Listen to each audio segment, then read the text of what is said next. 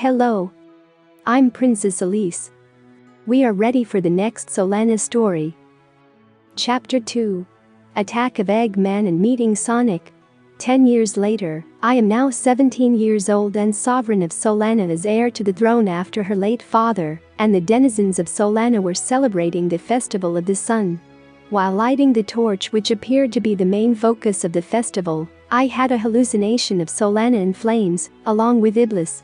As I snapped back to reality and continued with the festival, suddenly, the festival was attacked by Dr. Eggman. As Eggman was persuading me to come with him, however, Sonic the Hedgehog arrived, and he destroyed a few of Eggman's robots and escaped with her.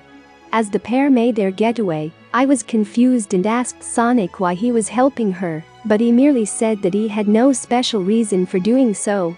As Eggman sent a few more robots after them, I got captured by Eggman, while Sonic was distracted fighting the robots, though I managed to give Sonic the Chaos Emerald that Silver had given me, before Eggman took off.